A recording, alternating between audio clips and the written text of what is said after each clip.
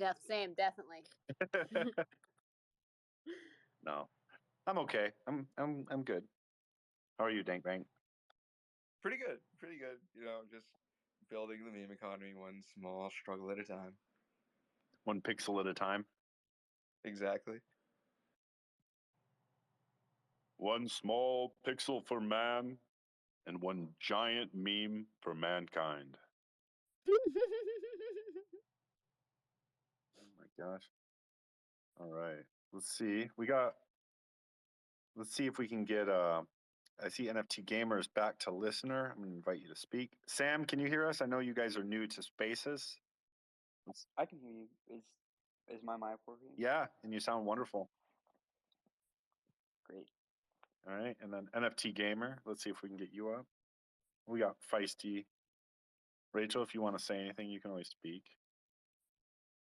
Then I see Jameson Doge here. 42069.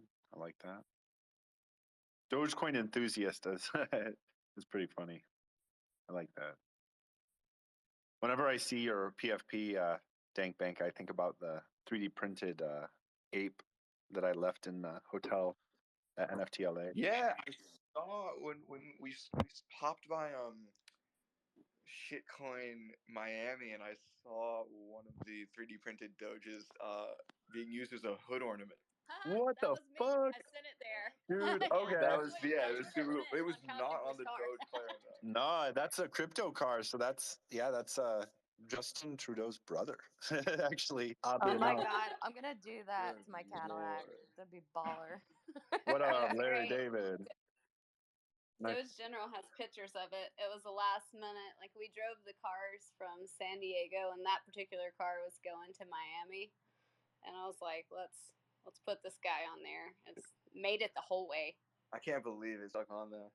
I remember the car looking very special. I don't really remember anything specifically about it, but the Doge hood ornament was not necessarily the strangest thing about it. That's wonderful. Yeah. So that car is from, I think, 2017, when there was this big crypto party, and everyone started just painting this Kia that was I guess it was a car bought in crypto as well. And it's become like an infamous crypto car, and it's owned by it's like our best friend, Kyle. So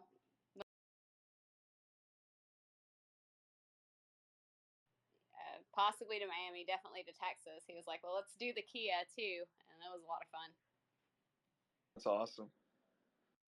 But that I'm is so a Doge happy. General. I'm so happy to hear that not only did it make it all the way across the U.S., in that car, which is shocking, it literally went from the West Coast to the East Coast. It, like, someone that kind of knows about the Doge General, Doge Academy world saw that. That's so rewarding. Thank you. Dank Now Bank, there's also... Oh, sorry, go ahead. No, Dank Bank, I want to know what's in those letters you're sending everyone other than anthrax. Just anthrax. The bulge you see, that's just a diversion to make people think that there isn't anthrax in them. It's it's Dank Bank rolling papers and a letter and Dank Bank stickers. That's dope. Yeah, You have Dank Bank rolling papers. That's cool. Yeah, we got a whole bunch of crazy. One of the first things we did when we started Dank Bank for some reason was make a ton of crazy ass paraphernalia. So we have like rolling papers. We have these dank pills that we're gonna do a program for, and they're like recreations of those like Rhino 69 gas station sex pills you see. And let's see what else we got. Dank Bank condoms. So, you know, if you try hard enough in some form or another, you'll receive one of those things.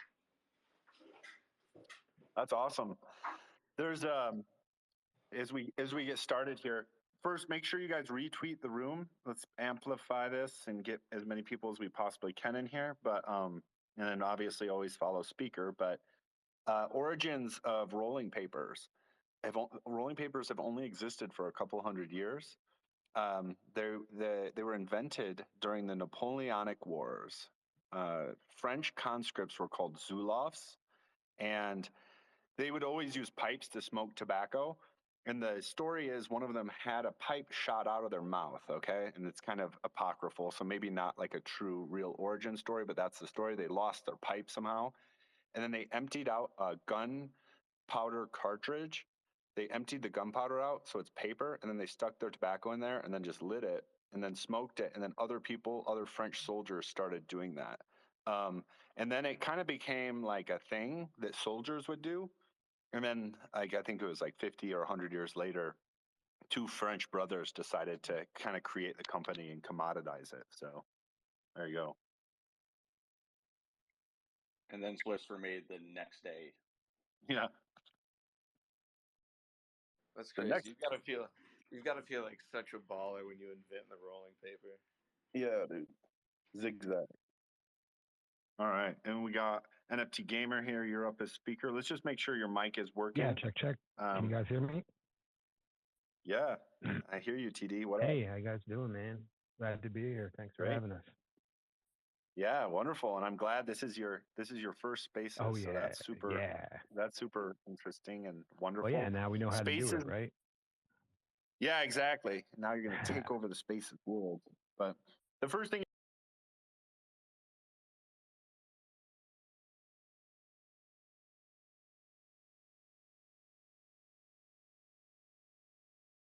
it's called getting rugged. Basically, you get disconnected. No one can see you're here. No one can hear you. Like that's just part of the game. So just giving you a heads up. Like I know sometimes people are like, oh, they don't feel great when they suddenly get kicked out or the call just randomly ends or something like that. But it's kind of part of the course for Spaces.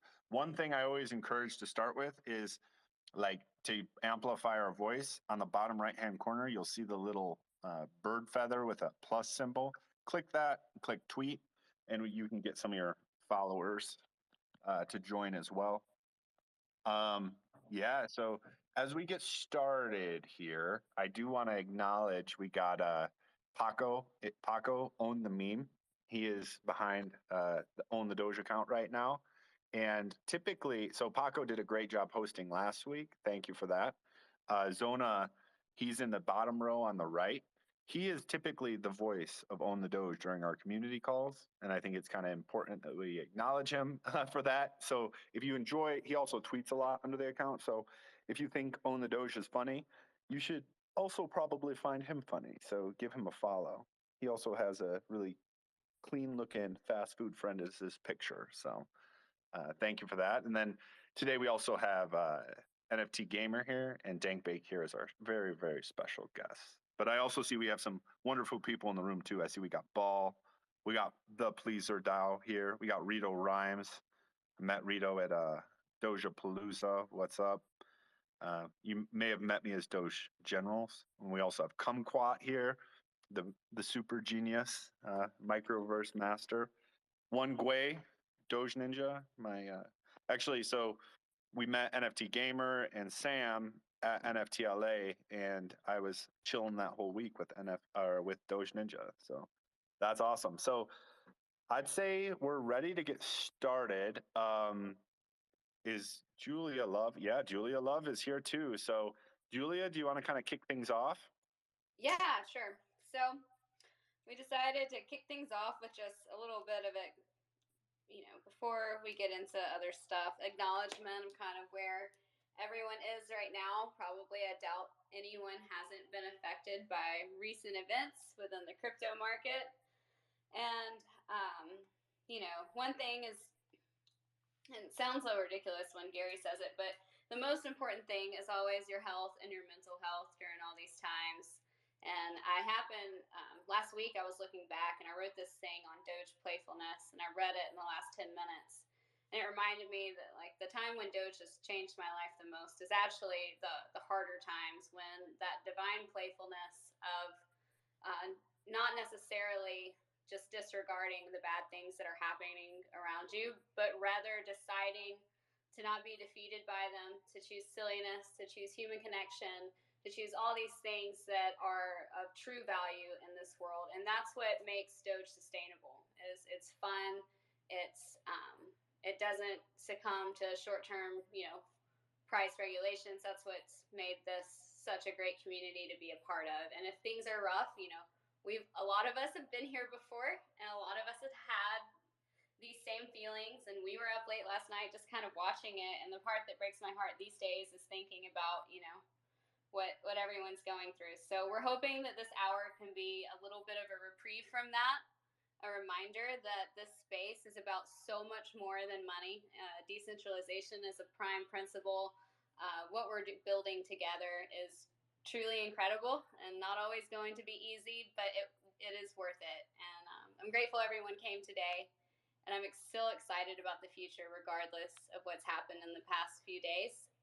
And we hope that this can show how Doge is not only there for you during the bull runs, but the memes and the fun can be there during these times as well. Thank you. Thank you for that, Julia.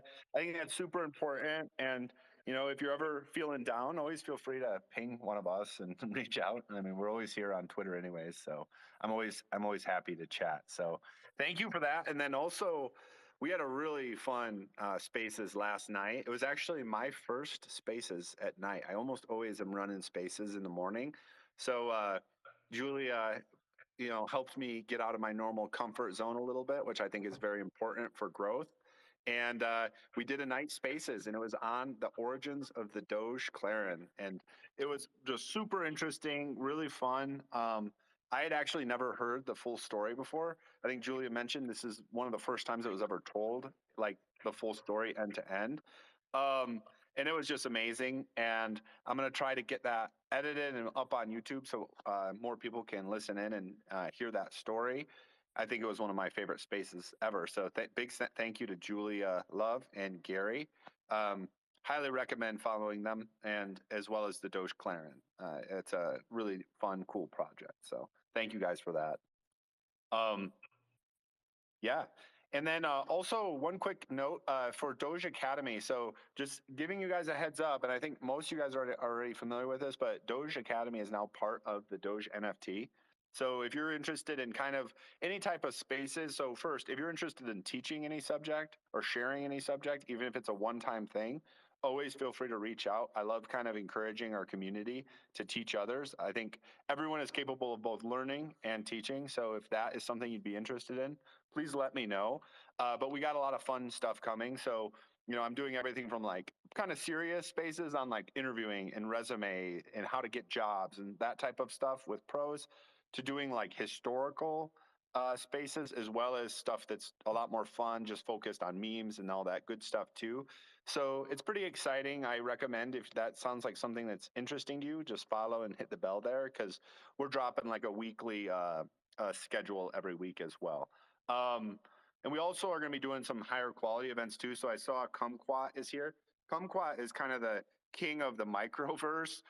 He's the founder and builder of the Doge Temple, which is one of the coolest Spaces. I just type into Google Doge Temple and you'll be blown away. I would recommend doing it on PC.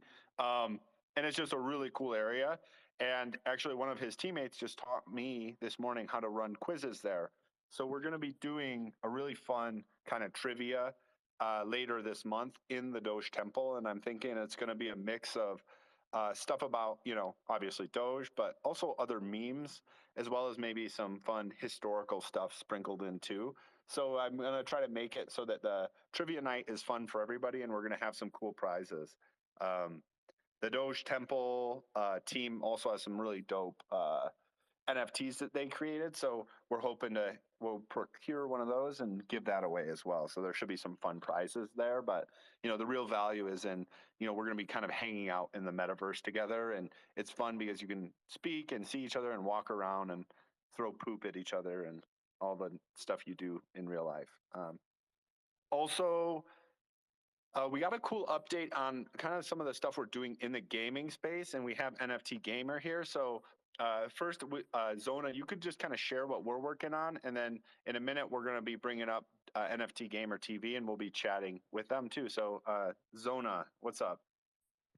Hey guys, hey, yeah. So just to kind of get everyone recapped again about what's coming up pretty soon is we do have some like games that are on the very near horizon. If you've been following us and in our spaces, you know that the Doge Play to Earn 2048 interactive NFT game is something that has is going to be coming out soon. We were told probably by June, and also the Doge boarding sandbox game too would be coming out around the same time for when like Sandbox does their season 3 launch. So both games are kind of lining up to when like Infinity Marketplace for 24/8 game and the Doge boarding for Sandbox when they do those like when they do their launches.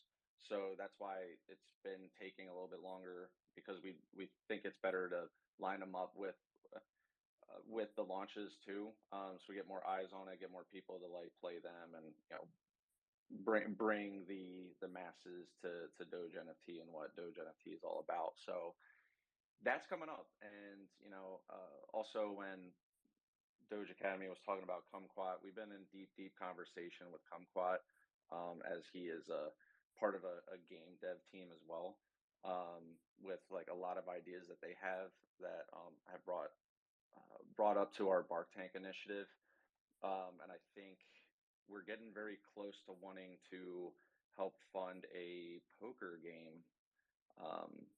So Doge Academy, you know a little bit more about that too.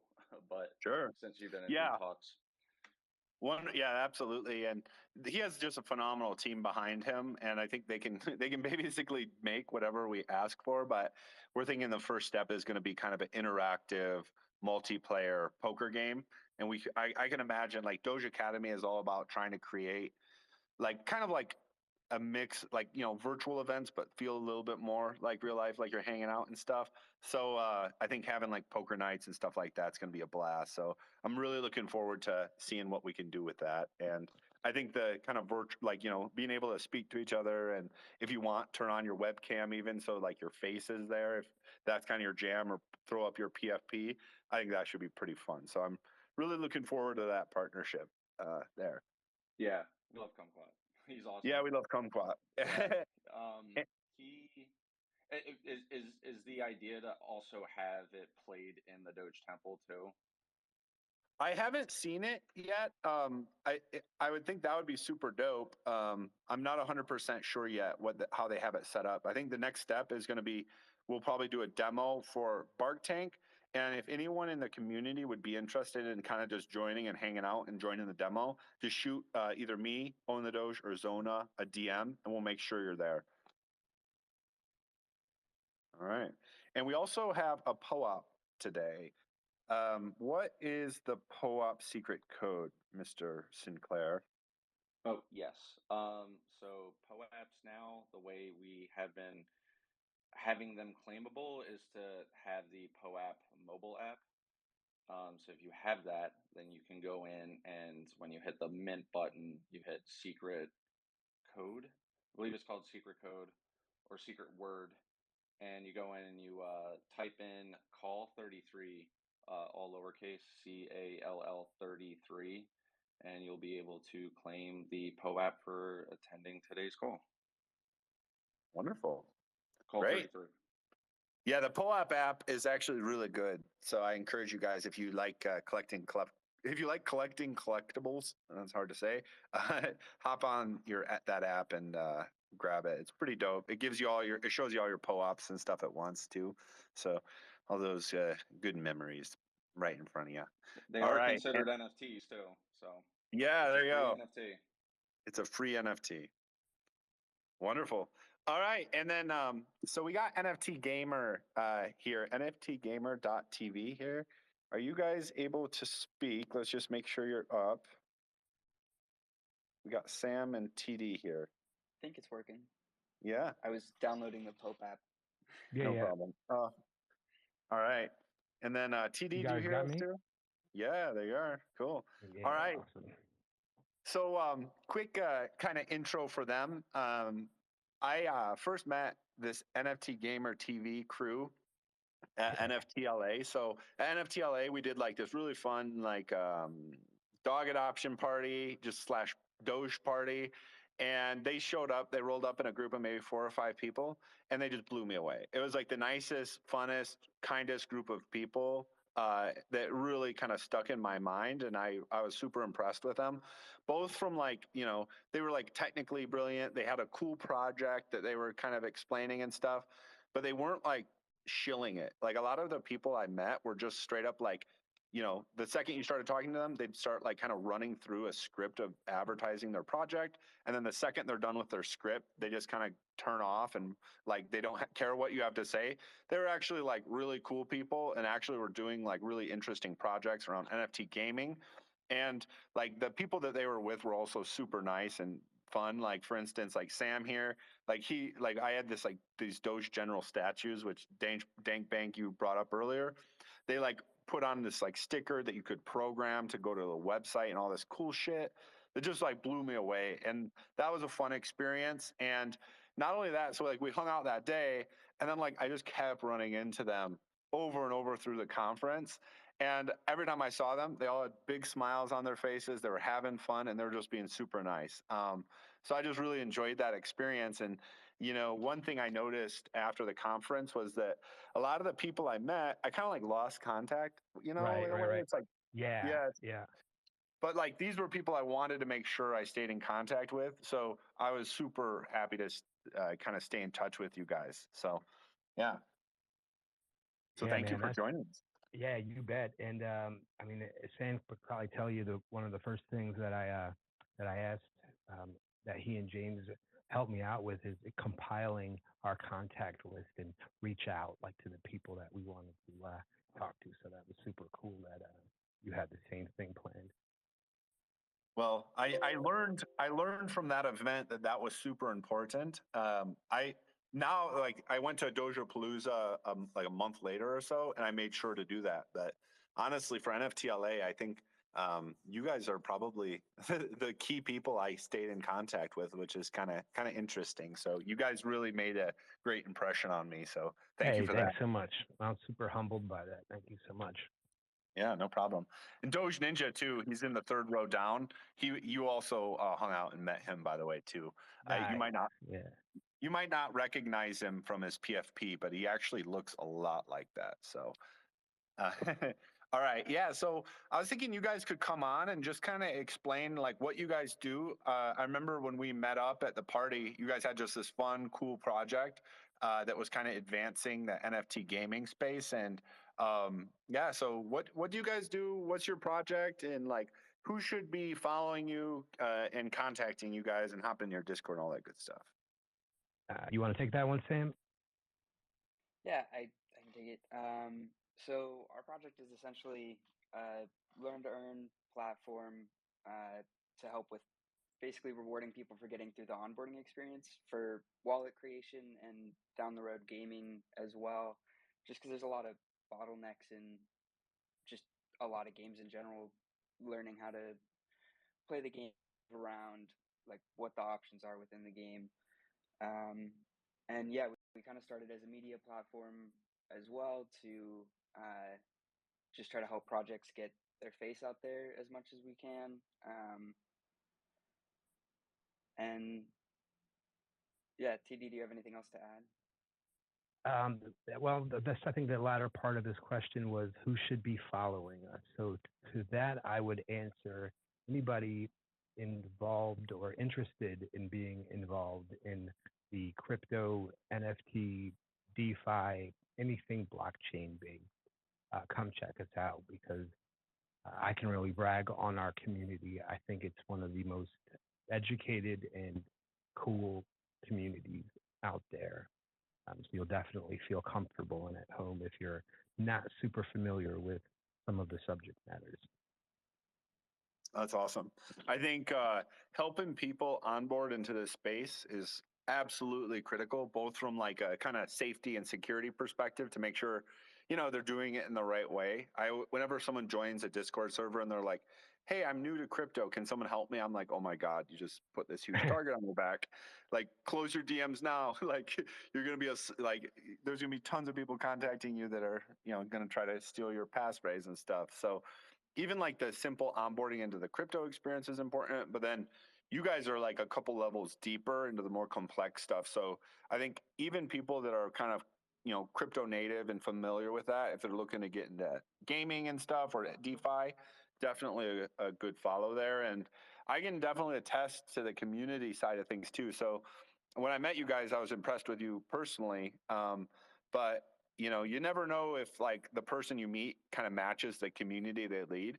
And I'm very confident that it matches because when I joined your guys' Discord and you guys added me to the general chat, it was like everybody was welcoming. Hey, like, thank you for joining us.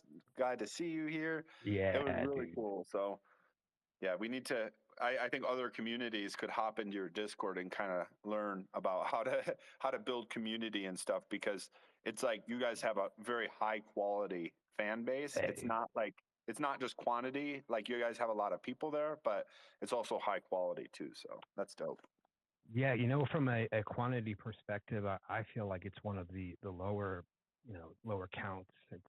It's over 4 digits, but not by much at all. And we've never tried to push quantity, never did a give lab or solicited any kind of, invite contest. It's been by design the whole time, quantity over quality. So thank you so much. It's a great compliment. We're definitely working on it. That's dope. I love that. And then what platforms are you guys typically on? Are you guys Twitter, Twitch, Discord, all the above? Kind of all of the above. We do a decent number of weekly Twitch streams, especially our one Monday at 8 p.m. Central. We kind of do like a run through of what's coming up in the week on the Wax blockchain, which is kind of a starting point for a lot of people in our community. I know it was for me. Trent, was it for you as well? Or was that? Yeah, I'm sorry. I was posting our Discord link. That's why. What was the question? If Wax was your starting point, I guess technically EOS. No, it was not. Well, I mean, my starting point technically, if we want to get super technical, it believe it or not, it would have been ETH because I was coming at it from a dev perspective, and smart contracts were really only on ETH back in I guess it was 2017, and a banner ad caught my attention on one of the dApps websites, and which was Upland, and it wasn't easy to pick up, but I was definitely impressed with it being a mobile app.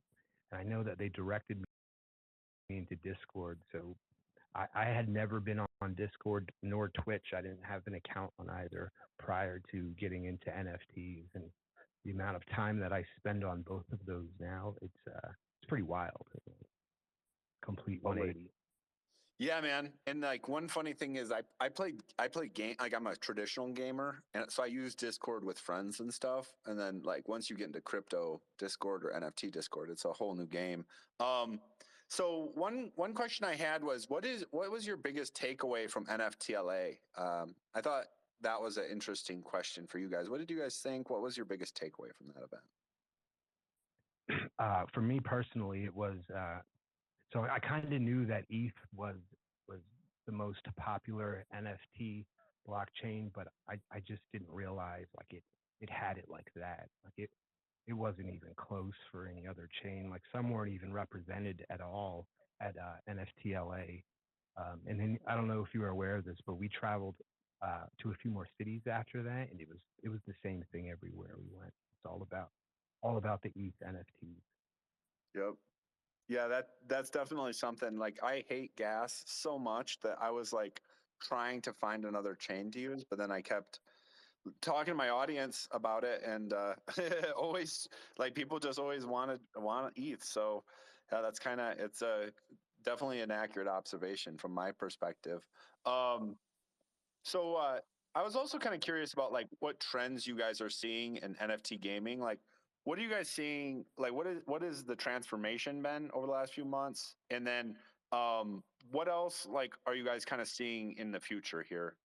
I don't know, Sam. Did we lose? Oh, Sam's. Yeah, go ahead, Yeah, Sam. I'm still here. I think especially recently, there's been a lot of first-person shooter NFT games that have been coming out. There's 2 on Solana that we're keeping track on, EV.io, which we competed in a tournament for. We didn't make it very far, but we tried.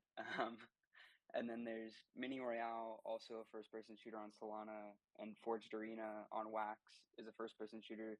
The ones on Solana are web-based, which it's pretty cool to me to see a first-person shooter that's web-based. It definitely feels a lot safer playing. Not necessarily, it's easier to hack, so there's issues there. But I don't have to download any sort of file that I may be worried about. Which, not to say that Forged Arena isn't safe.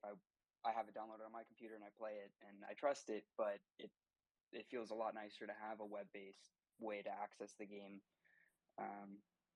And yeah, I think a move just toward more active, like 3D world gaming is kind of where it's headed. Okay, that's interesting to me because I didn't even know there were NFT FPSs out. So that's interesting. Let me see if you want to tweet anything on that. I can pin it to the top too because I would love to see one of these NFT FPSs. That sounds interesting. Yeah, Sam, show them Mini Royale and tag Grawai with it if you can. Yeah, I'll push a tweet out real quick with just a list of the three that I had mentioned. Yeah, so I joined Sam on stream yesterday. He had one of the devs for Mini Royale. I was very impressed with the FPS in the browser and NFTs. It was wild, and it's on the Solana blockchain, which I don't know. I kind of dismissed it early on because of all the rugs that I was seeing, so I just didn't want to get involved. But as of lately, I'm starting to warm up with it. I've found some really awesome projects. Hey, I have a question, guys. You shoot, yeah. About this whole chain thing, because I'm only kind of familiar with the Ethereum blockchain because it's the biggest and that's how I got introduced to NFTs and everything. But I just haven't had the time to really explore, Solana and AVAX and all that stuff. What is y'all's take? Is like, I have a personal like bias towards Ethereum because of my background and everything. But I do admit that gas fees and stuff is this thorn that no one really likes. So I'm kind of struggling. Like, is Ethereum at the place where it's like it's the biggest dog for now, but if they don't solve fees and all that stuff, then all these other chains might have their their growth phase or something. But at the same time, I've seen arguments where like Solana actually doesn't scale very well past a certain point because of the way its consensus is achieved. Sure. So yeah. Anyway, I just wanted to get you all's take, since you guys are actually in the developer world and I'm just some guy, viewing this stuff. Well, I can tell you this. I was at an Ethereum meetup back in 2017, like the story that I was telling you about, like coming at it from the dev perspective. And I remember then asking about the scaling issues and how those were going to be solved. Because I think back then it was like, and this is going to be hilarious, I think it was like, a few cents per transaction. But just even knowing that and that every action in the game is going to cost something for the most part, like who's going to want to do that? And then the answer back then was ETH 2.0 is coming, proof of stake is coming, and that's still the answer now. So I guess if they don't have to do anything, just keep saying that it's coming, and it'll just go on forever. No, I honestly think that they're going to roll out the proof of stake, and I'm going to severely regret not being more involved. And I think that bit of FOMO there is what's kept everybody paying $30, $40, $50 gas fees. You don't want to miss out on getting into a project at the beginning and paying that extra, because once proof of stake comes, then that's when all the people come and supply demand. Sam, what do you think?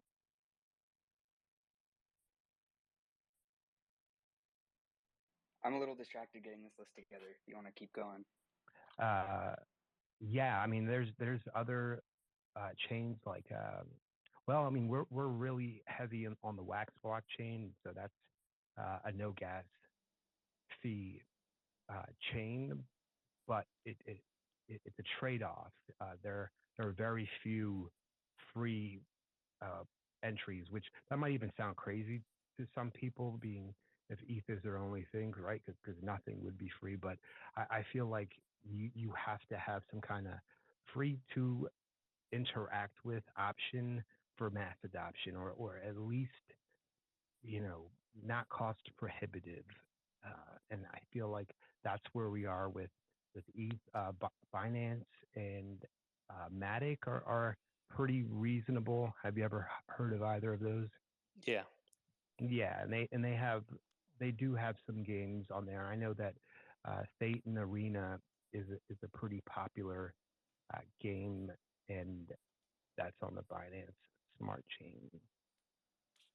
But they're going to need for mass adoption. You're going to need to solve the scaling issues. You can't have the most popular project saying, "Hey, we're going to release this, really desirable NFT," and then have what happened with the other side a couple weeks ago or whenever it was.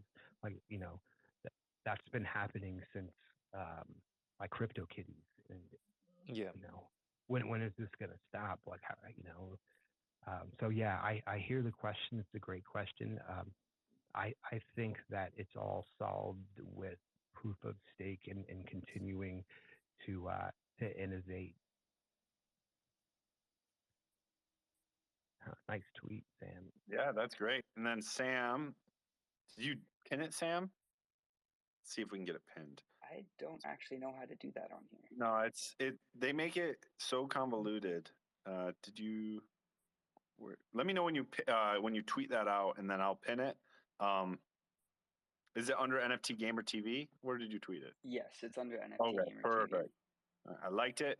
So one bizarre thing is you can't actually tweet from Spaces. You have to go to your profile, click on the share on the bottom right, and then you can post it. It's incredibly convoluted and confusing for no reason. But anyways, I just pinned it, so we're good there.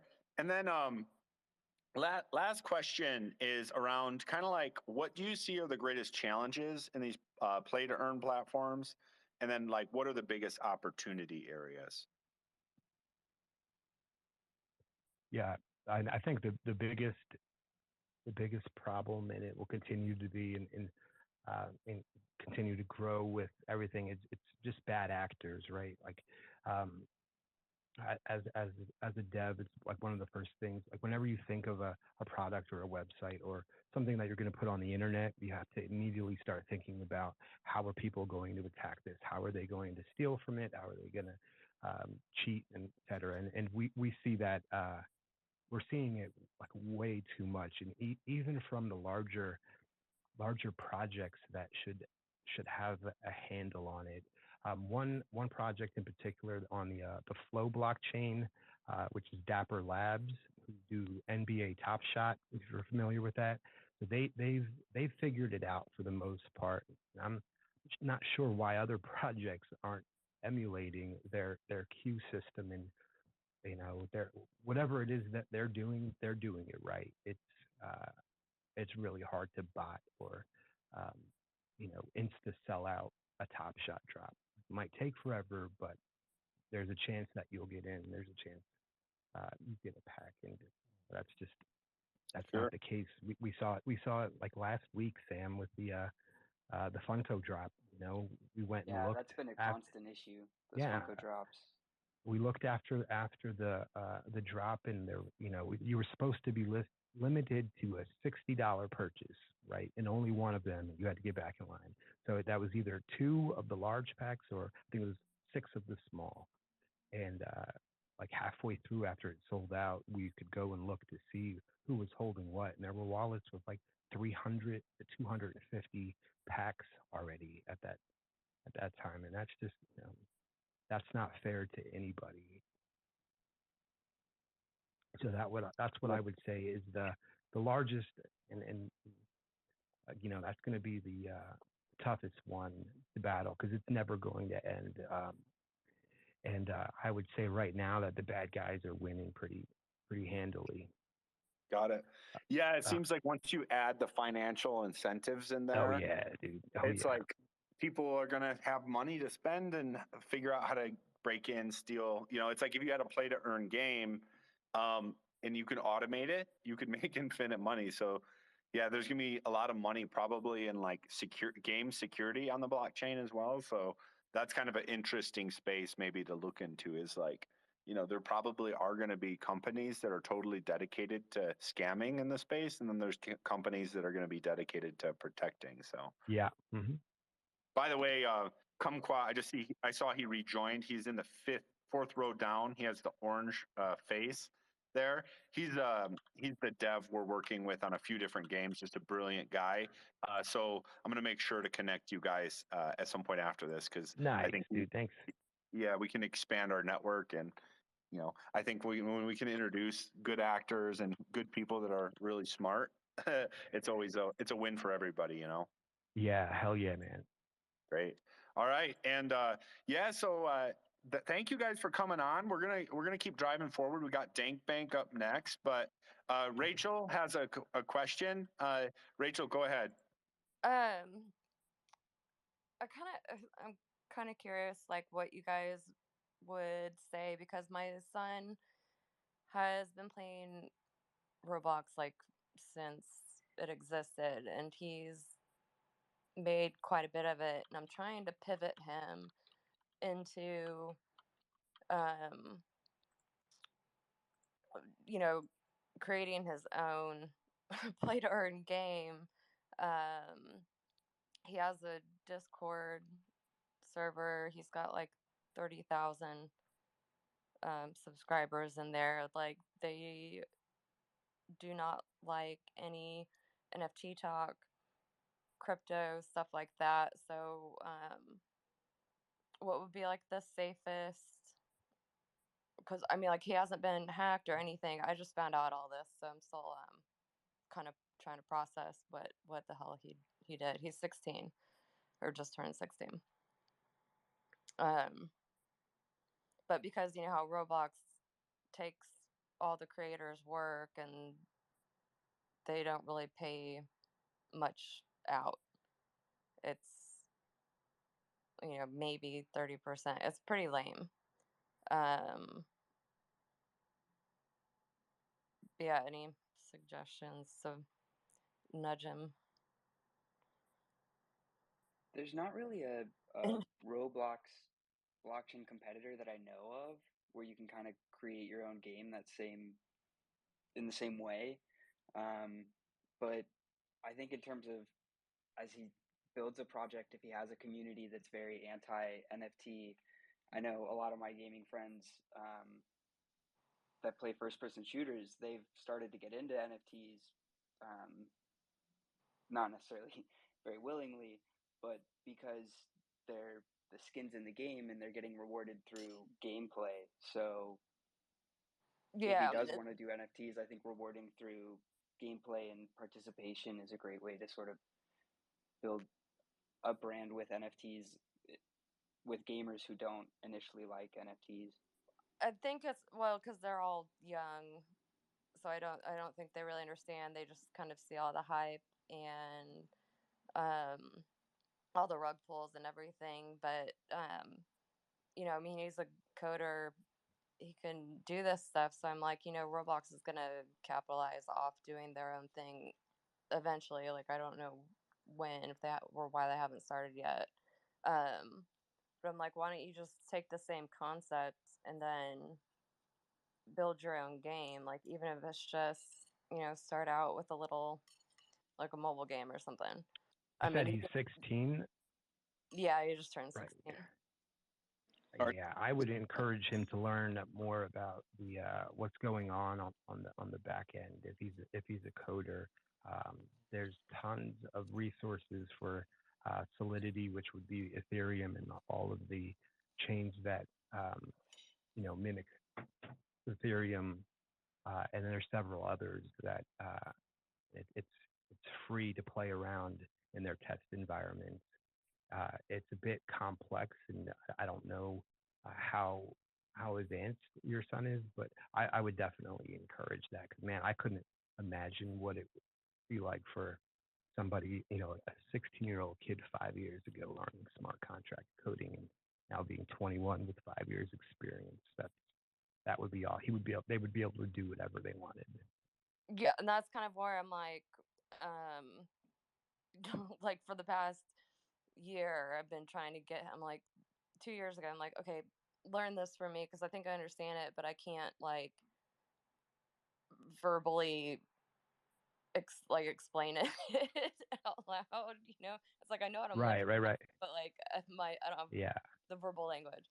Um, You but see, like, mom, it's a scam.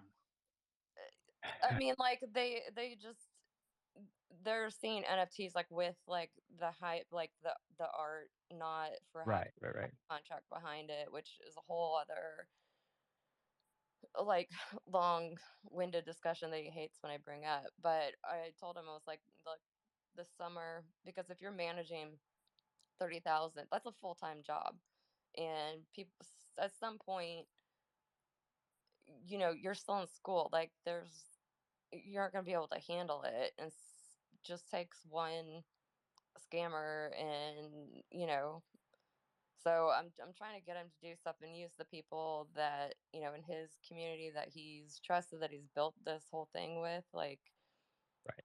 not even a year ago, and so that way they can learn it like the safe way and the right way, since they're already these many coders and game devs and all that stuff. Or maybe I'll just send him your Discord and see if he'll actually join. Yeah. Oh, yeah. 100%. Any one of you guys come on over and just ask any question, and if you don't know the answer, we will find somebody who does. He's just paranoid about being doxxed. I'm like, you okay? You're way too young. Right. Yeah. After you meet a bunch of people on Twitter Spaces, I don't blame him. Well, yeah, I mean, I'm his mom, so that's probably why he's like, oh God. Yeah, totally. That's interesting, but that shows huge potential as well.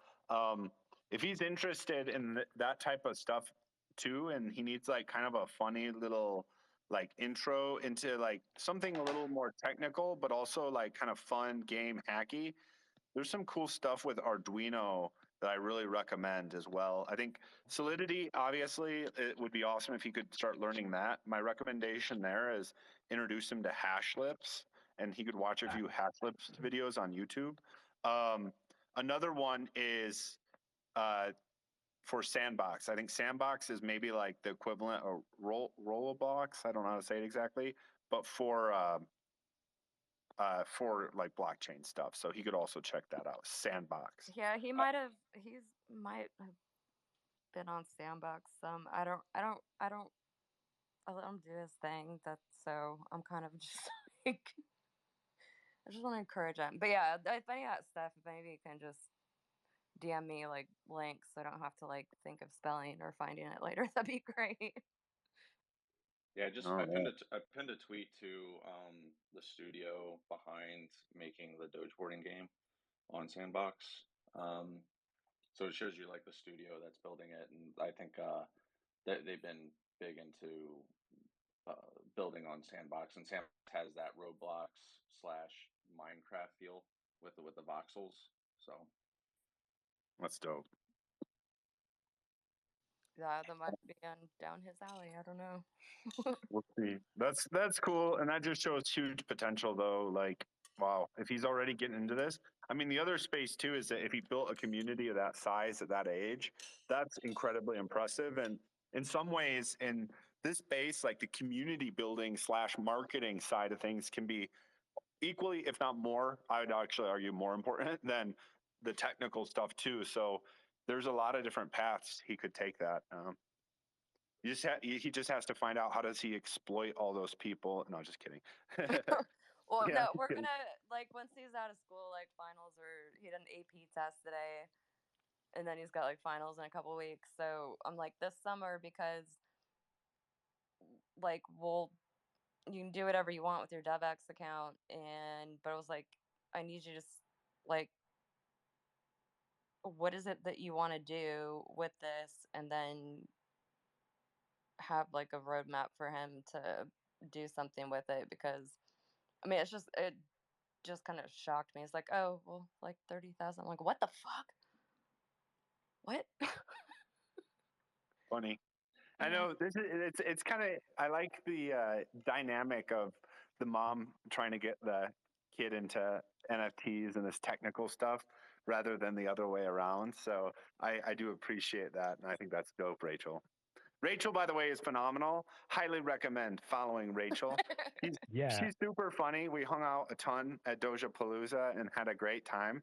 So if you like funny, smart, memey people, she's a strong follow. So, all right. Hey, I had a follow-up comment for maybe Rachel and NFT Gamer and Sam. Sure. Yeah.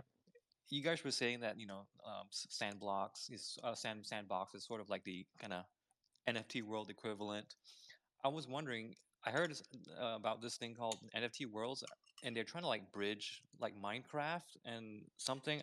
Do you guys know anything about that? Maybe it's another avenue for Rachel's kid. Yeah, I don't know much about it, but I was going to So say we're very familiar with some of the projects that have connected with Minecraft. Sam, what do you know any other than Uplift? Because I know that there's more than one, but Uplift I think was one of the first to do it on the Wax blockchain, and I think that there's another on a different blockchain. I think Engine has some Minecraft NFTs as well. Yeah, it's apparently pretty easy to do that, and so that's a great. I don't know why I didn't think of that. Good call out. It's probably easy if they are veterans at Minecraft, know how to build the servers and how all of that works. I wouldn't be surprised if they were able to figure out how to make their own little blockchain world. Oh god, got like over a decade's worth of Minecraft code saved that he's built. He still plays it every once in a while, but like I'm sorry, go ahead. There's I mean, because that's where I was trying to tell him, like, look, you're coding everything. Like, it's your code. And why not just put it in a smart contract? And then, like, you know, if you're going to rip anyone off, do it to the company. Like, right, yeah. Tell Roblox pay you. Like, and then every time it's downloaded again, like, you get royalties off of that. Like, that's the way it should be, in my eyes, for, like, open source gaming. Is that, like, you know, right. It starts to look like child labor, like slave labor. Right. Doge, can I ask you again, what was it that you suggested for her son to look up? I was going to write it down, but then I'm busy now. I can't remember what you said. So I said Sandbox, but one Gwei suggested something else. One other fun part of Spaces is it's really hard to tell who's talking. Oh yeah. So one Gwei, what was your recommendation? It was One World, was it? NFT Worlds. They have some kind of like some kind of tight integration with Minecraft, but I don't really understand it. So I think that's the one that I'm thinking of, friend. I'm almost certain that it is because that sounds very familiar. Cool. One Worlds, was it? One Worlds? NFT Worlds, right? Yeah. NFTworlds.com is the website. And I just pinned another tweet, which is a little more electronics focused, but I know a lot of people that get interested in software, they like touch hardware and then they're like, holy shit, this is cool. So this is a mixture of two. This is an Arduino project. I actually did this one.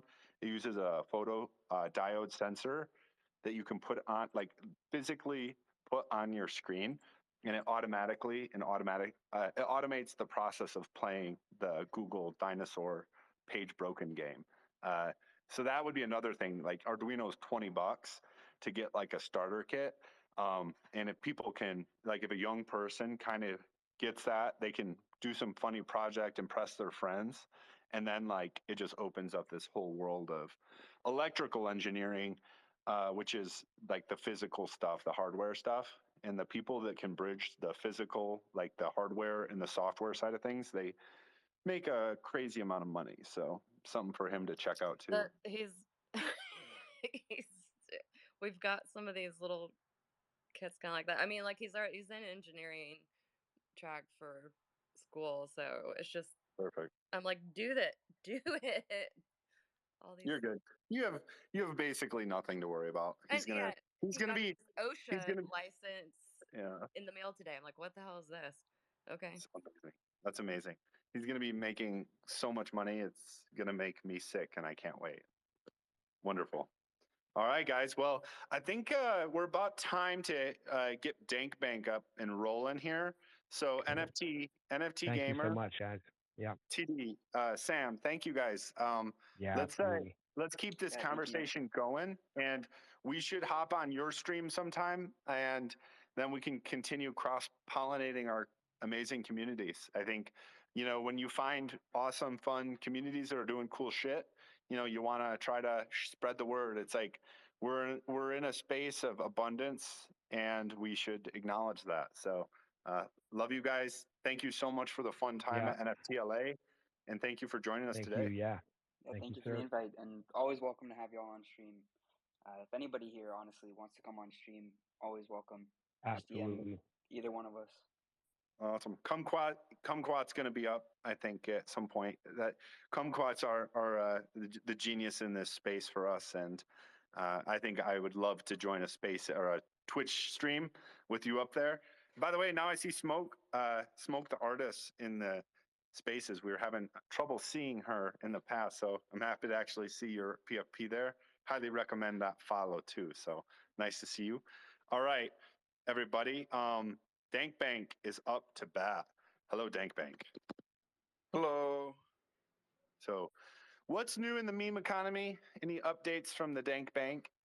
First, maybe, especially since we have some new listeners that are from other spaces of the internets, what is Dank Bank and how do people get involved in your project? That's a brilliant question. Thank you so much for asking it. Dank Bank is a fractionalized meme trading platform. We are in the business of hunting down people who have been the subject of or the creators of viral internet memes, the type that we are all familiar with, and we uh, create, broker deals with those creators where we mint the meme as an NFT, and then we fractionalize it up on fractional.art into an arbitrary number of pieces, which is usually somewhere between 42,069 and 420,690,000. And then you can trade and collect those little fractions of authentic legendary memes on the platform.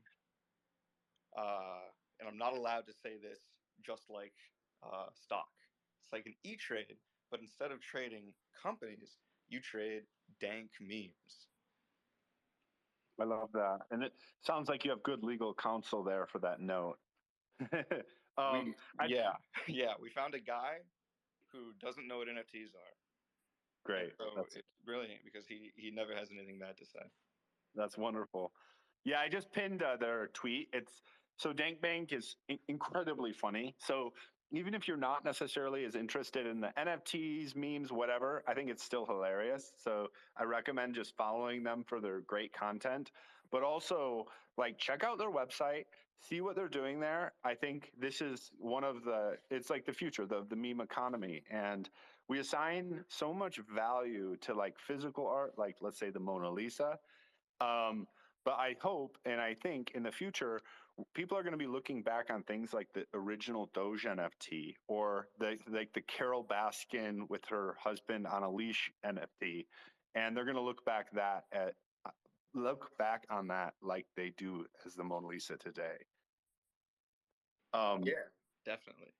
And I think one of collectors who have put millions and millions of their own dollars into these one-of-one memes. So there's no doubt that there's interest out there.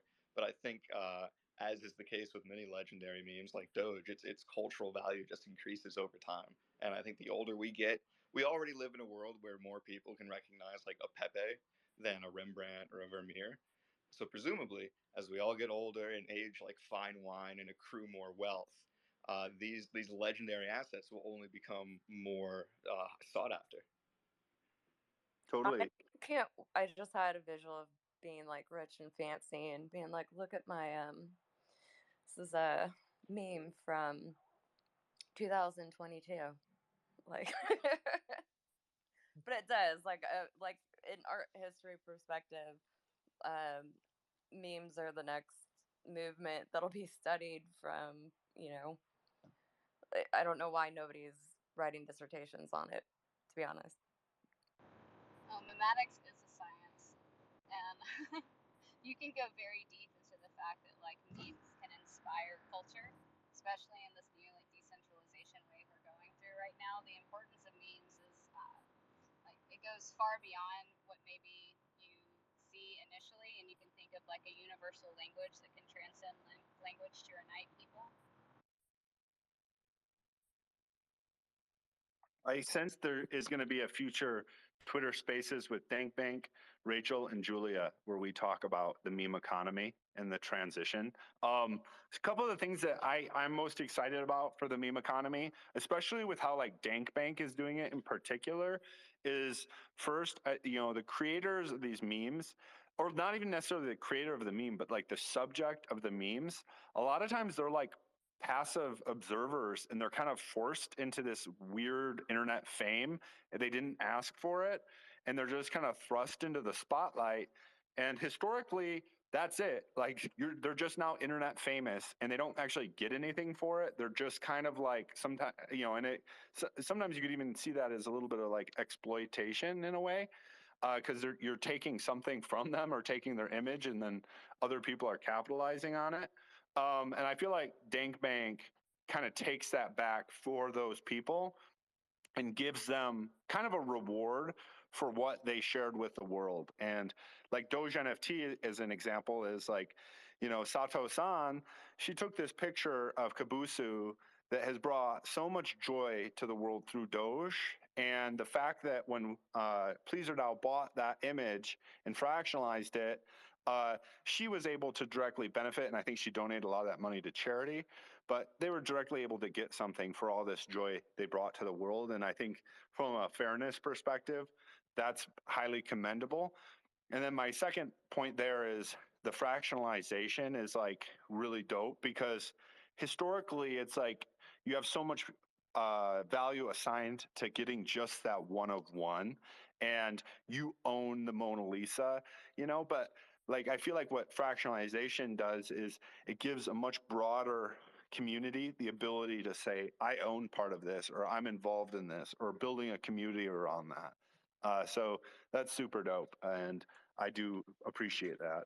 Yeah, I agree. I want to interject here, and I agree because the fine art world right now is just boring. I think it's you get some of these that are like the most valuable or the most popular pieces of art in the world, and pretty much the only way you're going to ever see it is kind of copy pasted on the internet or in a book because they're vaulted, never to see daylight, and owned by either governments, institutions, or ultra high net worth families. So we're having a chance to have like the future of art ownership where number one, it's on the blockchain and you have the provenance to prove all of these things. Memes where pretty much everything's always ever been a meme, and memes now are probably the most like self referential in a sense, and so I feel like we're kind of finally getting to a point where we're at like the base layer of community ownership. Because if people had a chance to own a part of the Mona Lisa, they totally would. So this is, I wouldn't say the next best thing. I want to say this is the best thing. So, DankBank has a chance to have a marketplace. So if you already, if you're already like dog pilled, if you already know Doge NFT and you get why it's a very important like collectible to own, DankBank does do that for other memes. And then if you knew DankBank and what they do, then you kind of understand why like Doge NFT is like trying to help to lead this new movement of the meme economy. Hey Zona, what's up? I want to add to what you just said and also kind of like direct this kind of my thought to DankBank. I feel like the current state of the NFT, world is still very preoccupied with PFP type stuff. And so that kind of goes sort of like people neglect the fractionalized art because they're like, how do I stand out? I just own a piece of this thing, you know? That's like buying stock or something, you know? I wonder if that sort of mindset, is sort of still holding back the fractionalized art movement, you know? But I feel like maybe once, people find out that, the whole FOMO around sort of PFP type things have worked its way out, then maybe there's more of an opening for fractionalized stuff to maybe take off. Yeah, and that's a good point, and also why the Pixel Portal exists now. Yeah. Because for most people, if an NFT ends up being fractionalized and tokenized into fungible tokens, it only ever just shows up as a balance in your wallet, and that's never really that fun. Yeah. So the Pixel Portal brings it back, where I feel like when most people think of like, oh, if I want to actually be an owner of this one of one, I would like to actually see like where on the picture I own it. That's what the Pixel Portal ends up doing. It gives you you have access to 307,000 pixels. That was the original like resolution of the picture, and you have a chance to take that like fungible token and non-fungitize it, and that ends up being the unique pixel to you and only to you. And you can always go, you can see it in your OpenSea wallet, in your Rainbow wallet, or even on the portal of like where you can pull that up, show to someone, and flex and say, this, look at all these pixels, look at this picture. I can zoom in. There are many pixels, but this one is mine. And there's something really special about that. And it was just really cool that the Pixel Portal ended up being like our first Bark Tank community project initiative that we've approved and funded. And it came out with flying colors. I think it's also the way that like makes a lot of people click in the whole fractionalized NFT movement.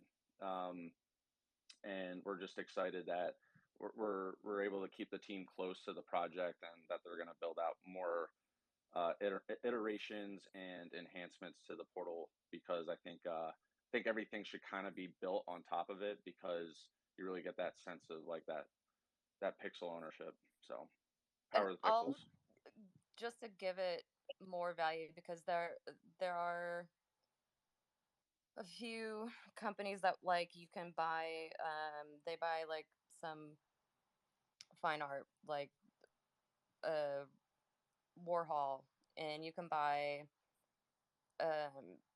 they fractionalize shares into it since you can't really buy it. And so I've been following this for a little while, and I'm like, well, I guess, for like fiat long term growth. But it's like the same idea, but like you actually, with like an NFT and owning that like pixel, like you actually like have a part of it, not just something that's sent on, a share and like a piece of paper, whatever, digital receipt, and then, you don't ever get to see it because you just kind of collectively bought it into whoever owns it. Yeah, I think that's very important for us to figure out. It's like, how do we make it more fun, more interactive, and and have a sense of ownership, maybe even some uniqueness if we can, put into it. Like the pixel stuff, there's some uniqueness to it. And one of the things I wanted to ask Dankbank is if they have plans to sort of like, um, I don't know, work with other people who are, I guess, advocates of like the meme economy. Like, Rachel, you were saying, why isn't anyone writing about this? There's someone I follow on Twitter. He's like pretty well known, I think, Punk6529, and he talks about memes all the time. You know, why JPEGs are important and all that stuff. And I'm wondering if Dankbank is working with people like that, doing art, I don't know, galleries or some interactive thing, yeah, with them. I mean, I guess first of all, we are big advocates and proponents of the Seize the Memes of production 6529 narrative and message. I think that's been very, very helpful for us, just in terms of like seeing someone with an established presence repeatedly reminding people that memes, be it meme NFTs or memes like memetics or the memes that influence our buying and selling, are incredibly important. I wouldn't say we have any like intellectuals lined up prepared to write about the meme economy. We've personally released some documents in house about the history of the meme economy, our philosophies about why we think memes have value, what our long-term vision for the memes that are either owned by DankBank or on the DankBank website look like.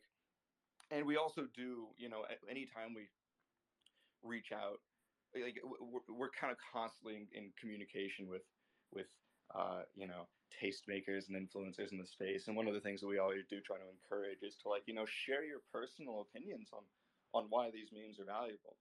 I think at the very beginning of this space, we were talking about like how wild and raucous the last few days have been with market conditions and all. And I think one of the beautiful things about memes is that they have that pre-existing inherent value. It's not quite as speculative as most of the things we put money in, because we, you know, that, you know, memes were relevant before crypto. Memes have been relevant during crypto, in every bear market, in every bull market. They've been a foundational cornerstone element of every crypto community, and they will continue to be relevant, regardless of their price, regardless of the price of Ethereum, regardless of which stablecoin is the third largest market cap.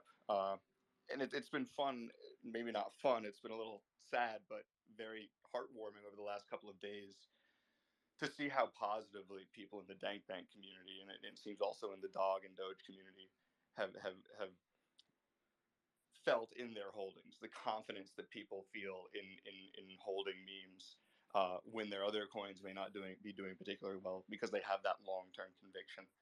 I think I'm deviating a lot from the initial question, but no, this is super cool. Like, one thing I'm thinking is like, this would be fun because I do Doge Academy stuff on like history, all these different subjects. Like, it would be fun to do spaces on this subject with you guys, especially if you guys have already done some writing on it. I mean, I know a bunch of economists and stuff too. It'd be funny to like get one of these kind of more serious people involved in like studying this subject. Well, I could totally write you a art history Love this. that would and be amazing. bring it like to where it's like actually relevant to. I mean, it is. It's kind of crazy, because it's like socio-political, economic. You know, memes do carry some messages and like the hidden jokes behind it and why they lasted so long. And I mean, like, there's so much more value in that it's funny that people don't take it more seriously, because that is kind of like a joke in itself. And I'm all about that, like, just um you know, how like it's funny, but it is what it is. If other people don't see it, then they're just not in on the joke of it all. I mean, that makes it more simple of why, you know, investing in something like that makes more sense long term. Definitely. I mean, you know, memetics is kind of a cornerstone. It's kind of the go-to explanation for almost every like human behavior. I mean, it's so fundamental that I think to dismiss memes because they are funny is definitely very short-sighted. I mean, they're called memes for a reason. They're just the most easy to rationalize representation of this thing that really explains almost everything we do. It would be great with Doge Academy or in a space with you guys to talk, I think, more seriously about like the merit of memetics and of memes and of the meme economy, because it's already huge, right? It's not like we're the first people to do this. I mean, you can trace it back to r/meme economy, which is entirely fictive. You can point out like the billions of dollars in meme coins that aren't backed by NFTs. You can look at the billions and billions of dollars that are in meme stocks. You know, there's certainly this is more than a fad, and I think it's something that we will inevitably look back on as like a watershed moment in finance. Period. Well, I would love and to the connect social that back. movement, I'm like sorry. an Go ahead, entire. Rachel. You're fine. Oh, sorry, I can't hear you.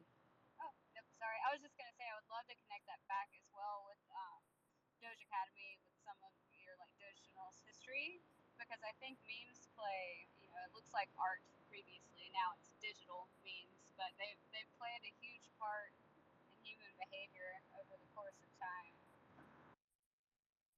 Yeah, I was gonna say, like, I mean, it's basically art is a meme when you start studying like the eras when it was created and what was the message behind it. And what's happening in our world right now is similar to what was leading up to, like, after World War One and before World War Two. And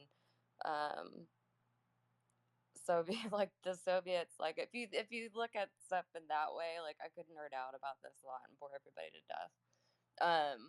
But I mean, it's current and it's just not, I mean, this is an entire like art movement, world movement. Like, we're a meme economy, you know. I love that. That's super deep. And if you like this, we should we can shift gears here in a minute, but I'll drop a little slightly heavy, but like you can see like how the Z has become a meme for the invasion. And like you see that getting posted on a lot of different spaces to show support. And then you also see alternative symbols against it. So it's interesting to see how those types of symbols, like maybe they don't mean anything at first, but then they kind of become memes, and then they're everywhere. And then suddenly, like these little pictures that might not mean anything on their own, once you have that bigger kind of cultural context, they become incredibly important and powerful. So this is interesting.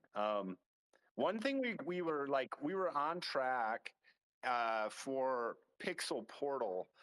We kind of briefly mentioned that. We actually have Cold Plunge here and just brought him up, and we also have Gainer here. Gainer, if you want to hop up, and Bubs kind of briefly mentioned on Pixel Portal. So, like Pleaser fractionalized the Doge NFT, brought it to the people, and then Cold Plunge submitted a proposal to the Bark Tank, which is like kind of the Doge NFT investment arm, and then had a project that ran all the way through, and they helped develop the Pixel Portal, which is like, you know, for me, one of the most exciting things in the Doge NFT space. So Cold Plunge, you want to kind of give a quick overview of like, I guess first, like kind of like your experience with Bark Tank would be interesting to hear, because other people may have these ideas they're kicking around in their head, but they don't know, like they don't have the resources to execute. So I was kind of curious, like, what was your experience with Bark Tank? And then I'd like to talk about the Pixel Portal version 1 and 2. Yeah. Hey, everyone. Can you guys hear me? Yes, I can. Sweet. Actually, it was, just for the record, it was Gainer who actually submitted the proposal. So big shouts to Gainer. I've just been riding on his coattails all along, actually. Wonderful. He always gives you credit though in other spaces. So I think there's a little bit of a competition there to see who can give the other more credit. No painer, no gainer. So yeah, on the Bark Tank, we were I think like the first project to get funded. So I think that the process we experienced might be a little bit different than the way it goes now. There's more of a team that's sort of been built up around the Bark Tank, and just more experience. So the Bark Tank has definitely changed a bit, probably since that original first proposal that we sent through. But yeah, our experience was super chill. Like, you just submit on the form. It starts off with an idea. You just kind of have to get it onto paper enough so that other people can generally understand what the idea is, and then that's really where it starts. So I don't know if I think there's a link to it on, if you go to the Doge NFT Twitter here at On the Doge, and then I think it's on the link tree. There is the. I just dropped a link to the Pixel Portal. Oh, tight. Cool. Let's see, where is that? Are you looking for a link to the Bark Tank or the Pixel Portal? Oh, I was saying a link to the Bark Tank. So I think that's also on the Airtable on the Doge NFT. Or sorry, I mean on the link tree.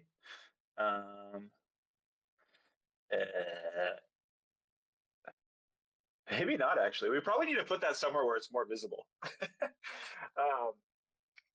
But yeah, maybe that should be. I'll put that on the notes to add that over to the Doge NFT link tree.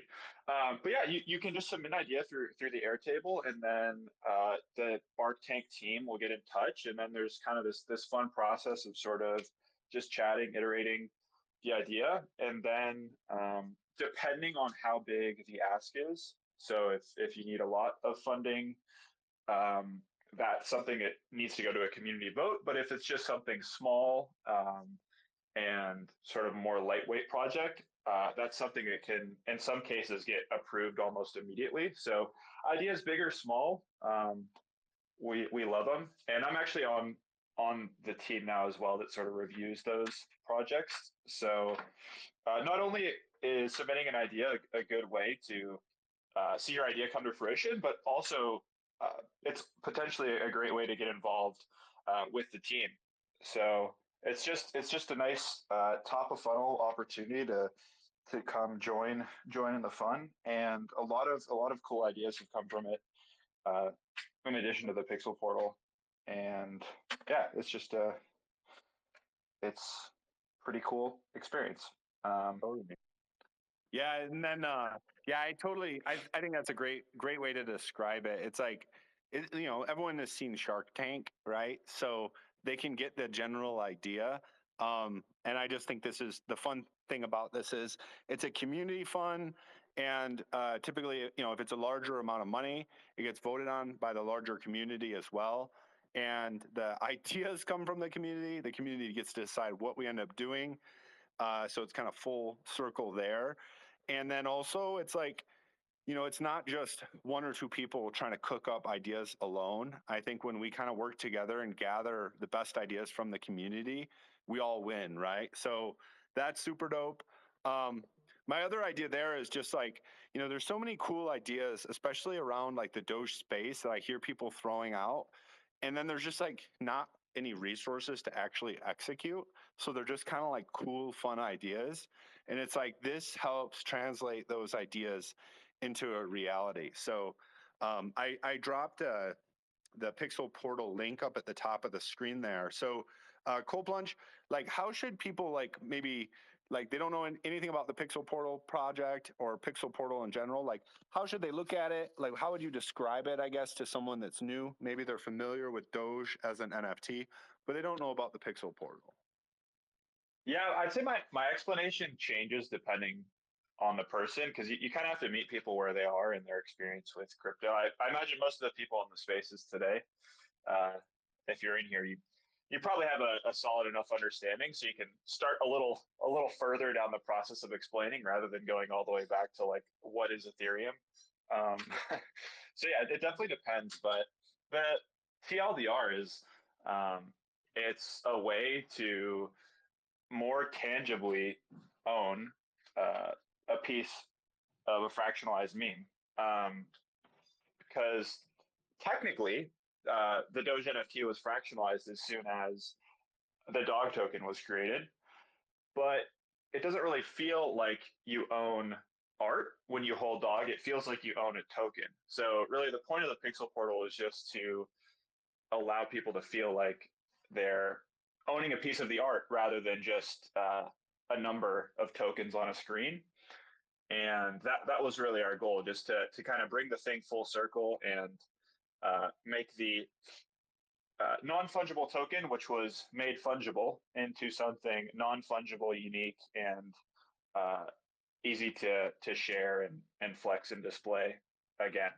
So that was the point, and that's what you can do. Just go on there, lock your dog tokens, and claim a pixel or multiple pixels in exchange for their fair value.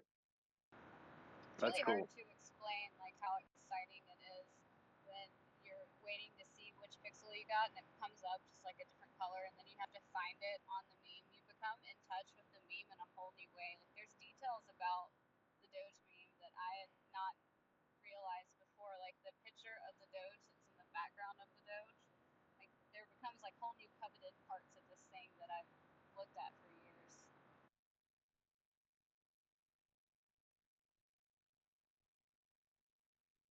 Yeah, it's a good point. It's a lot of fun when you actually do it, and then you get to run the RNG and see if you got a like a nose pixel or an eye pixel, um, or whatever it is. I think over time, Hey, we do want to, oh. though, one point there, as a member of the Left Couch Pixel Gang, I do not support the idea that the eyes and nose are supreme.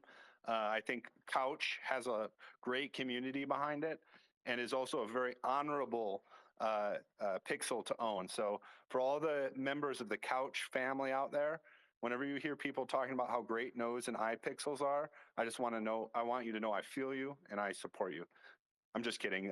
I'm super jealous and I wish I had an eye or nose. And if anyone wants to trade, I'd happily betray the Couch Gang. Not a huge fan of that community. I want to join Nose Gang. We'll welcome you into the Snout DAO. Happy to. I want to be a snout. We do have Snout DAO, a couple members. If you have a snout, hit me up. But there was a very funny picture. I think Snacks shared it, or somehow it came up during our Cabbage DAO discussion last week, and the the point was he thought he got a snout, and he joined the snout community, and then he found out he had an eye, so he had to leave. And I found that very funny and interesting. Until like the full cycle of the meme economy is kind of complete, where like, there's like exchange rates between like, 3 couch pixels equals 1 ear pixel, and the nose pixel is 2 times the value of the eye pixel, but then like the retina of the eye is extremely, like, I can't wait until there's this like full financial and economic analysis of all the exchange rates between the different pixels. Oh my goodness, Chakarado and I were talking about this, like the digital meme estate effect of it, because I told him about the eyebrow and the cheek, and he was like, oh, planning to visit up there this summer. And it is funny to think about these as like neighborhoods or digital meme estate of the actual meme. One fun idea Julia came up with during our chat earlier today was, we on like maybe June 9th, we all should take our pixels as our PFPs, and we should host a big spaces, and we all just are repping our favorite pixel. I think that'd be super fun. Yeah, I love this idea. And like I was saying, like the great thing about this is due to being fractionalized, you don't have to spend a ton of money to own an actual piece of the Doge meme. And it's hard, I might be partial, but it's hard to think of something more historic in this day and age, or more significant. So it's neat to have like, this is my little piece of it, and I can go to the coordinates and find it. And I love what Zona said about us putting the coordinates in our name for that day too. It's like a perfect way to celebrate 6/9.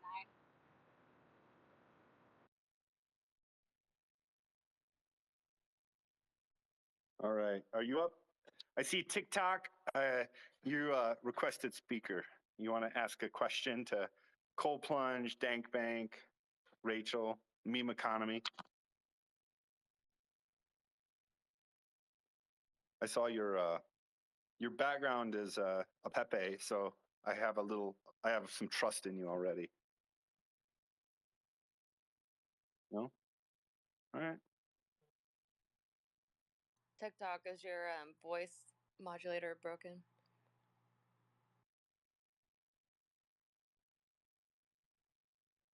He could be a bot, actually. Really? I hope so. Yep. Hey, sometimes we're not the ones fractionalizing memes. Sometimes the memes fractionalize us. Yeah, they had a good process for getting up on stage. So they requested speaker, and then they're doing all the emojis for like, hey, me, and they succeeded. But maybe his mic's not working. Isn't, yeah, it's usually Let's test. Echo. TikTok, can you do a crying emoji? Let's do this Shirley Low test. Can you do a crying emoji? Yeah, all right. TikTok's here. All right, legit. I like your TikTok. Thank you for that. If anyone isn't familiar with the Shirley Low conspiracy theory, that's one. That's one one rabbit hole I've been enjoying. She's now following me on multiple accounts. So I'm at some point gonna get her to respond to me via emoji in a Twitter Spaces. That's my life goal, and once it happens, you'll never hear from me again. Just kidding. But all right, guys. TriDog. I know we're going a little over. This has been a really fun Spaces. TriDog, are you there? Yo. So last week, Paco was holding down the fort with running the Twitter Spaces through the Own the Doge account, and we shared that you and Zona were at some type of secret retreat. So I was wondering, would you be open to sharing a little bit about that and giving a quick update for the community before we wrap things up? Yeah, definitely. There's probably some things I can share, some things I can't, but I think we'll all know at some point this year on some of these cool pieces that are going to be rolling out on the Pleaser DAO side of things. At a high level, I think what was really exciting was just basically we're like 6 months into the Doge NFT project. We gave, a full update to Pleaser fam at the retreat in Mexico City, just outside of Mexico City. And it was just like, we got people super hyped up. So we're finding, we came out of that update with like a ton of exciting potential collabs with Pleaser projects, other ideas, like brainstorming, like just trying to do like super crazy, wacky shit, like from, anything from like trying to get like Doge mode into like all games out there where you could basically remember like DK mode when like everyone got like a huge head in GoldenEye. Like that basically, what if everyone got like a huge Doge head, or like everything turned to Doges, or like it's so we kind of like from that to like coming up with like what if we had like the actual Doge color, like Doge yellow as a color, like and like marked in like official color and like Pantone color or something like this, and we use that to like you know paint houses and make it a spray can and like like and do murals with it. And we had like one of the Pleaser members does street art, graffiti art in New York, and it was like, oh, I have a connection to this this company, this spray paint company. So like just kind of like giving a little bit of a sample set, but I think like we're still trying to think of these like crazy ideas, right? Like we're like bringing the Doge NFT to like lunar orbit and the moon at some point this year. Like we're trying to come, actually like define the Doge yellow like as an official Pantone color. We're like maybe we should create like a Doge emoji. Like we're trying to like do this like crazy stuff, and I think it's what's really nice is like when there's crypto events. When we have these retreats, it's a chance to kind of like ideate and bring these ideas all together. And it's just good to be top of mind, right? Like we're still kind of we're like that original project, right? Like that, like if Pleaser's mission is to collect culturally significant things with a charitable component and then bring them back to the people, the Doge was like the first attempt at that. And I think there's a lot of learnings that we can share and help future projects in the Pleaser ecosystem. And I think where I'm always advocating is like how do we build that ecosystem? And I think there's going to be there's a couple, probably 2 or 3 big projects coming from Pleaser this year that are going to be really, really cool. That we're leaning into these new core teams and figuring out ways to like support those who are holding fractions and dog of the Doge NFT, those that hold pixels. Finding ways to like plug these people in special ways to these new projects, and also like find ways to like kind of unite all these worlds within Pleaser, because I think like any startup and new organization, Pleaser's just turned a year old, and so everyone's trying to, and even probably half that time, right, has only actually had operational people who are like executing on projects. And so I think we're always trying to figure out how to build that ecosystem together. And I think there's going to be some really cool opportunities coming down the pipeline. Some things are small, some things are big, and some of these projects, obviously, I'll give some alpha. Like one of these projects will like connect the whole realm of the Pleaser ecosystem, which I think is really exciting for us and future projects that come out that are rolled out, whether they're fractionalized or done in different ways. And then, of course, I think another big project that's being worked on is the Wu-Tang album and how to bring that back to the people. And so I'm really hyped on the project, the people leading that project. Um, they like have had experience like from producing for Kanye to like creating crazy like machine learning algorithms for art. And I think like there's going to be this kind of crazy combination of things for that project. And then us staying close as like a DAO family, I think we're going to find ways that we'll be able to plug in dog holders to that. So there's going to be a lot of fun stuff. I can't share all of it. I wish I could, because everybody was just super jacked, between the Doge NFT, the Woo project, and this other kind of secret project. Like there's like a lot of fun things that are coming, and it's going to be really cool. And I think everyone, as always, like our goal, I think, with the Doge NFT community is like holding dog as your ticket to your first class ticket to endless Doge entertainment, endless meme entertainment, and like connecting into like the Pleaser family of projects. And so there's a lot to like work out and to make sure things get done the right way. But I just want to kind of reiterate that everyone's got us in mind and is hyped about the project, and hopefully we can continue to bring alpha and whitelists and all sorts of interesting opportunities back from these other projects and from the other members in the DAO. That is awesome. Thank you so much for that update. I think this is a community I'm obviously super hyped on, and whenever I hear like stuff like that, I just get more and more hyped, and it helps me forget about all the other bullshit going on. So thank you super much for that update, TriDog. All right, so here's my pitch. All right, and this is gonna tie everything we discussed together for today. So, Rachel, are you there still, Rachel? Yep. Okay. So Rachel's son is going to make a Grand Theft Auto 5 mod with a Doge Claren skin, and the players' heads are going to be Doge heads, and there's going to be zombie Pepes all over that took over the world. And then the player's job is to run around and save the Doges from the Pepes.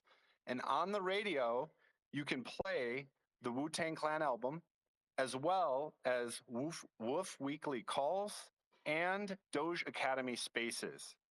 You will be rewarded in fractions of memes from the Dank Bank, and if you're the top player, you're rewarded with a pixel. What are your guys' thoughts? Is this the future? I think that's your pitch for your son, Rachel. Once he's in, I think we got Dank Bank in, we got the Pixel Portal team in. I mean, is the experience like a world in Roblox? This is Grand Theft Auto. This is lightweight. This isn't so like you were saying he is a little skeptical on the NFT side of things. No, I mean like, but is he just building a game from scratch or? No, Grand Theft Auto 5 exists. All it has to be is a mod with some skins. All right. Grand Theft Auto 5. Just go to your son and say Grand Theft Auto 5 mods. Could you pull it off? And I think he's gonna say, "Oh, easy." You could also make a world in Roblox and then just kind of like tie it back to everything else. Hey, but you said Roblox was a scam. So I was trying to get him out of that world. What I'm saying is doing that, making the mod, but then making a world in Roblox. So it's like advertising, hey, did you see this skin in Grand Theft Auto? Because all those there we go. Play the games and it brings it back and then it circles full circle. Full circle. I think if we can bring down Roblox, I'll be a satisfied customer here. So. My older brother is actually building an open source platform, but he is very negative on crypto and NFTs, but all right. Well, that's what we're gonna have to dance around here. But all right. And then Julia, are you okay with using the Doge Claren as a skin? Oh yeah, it has to happen. All right. Wonderful.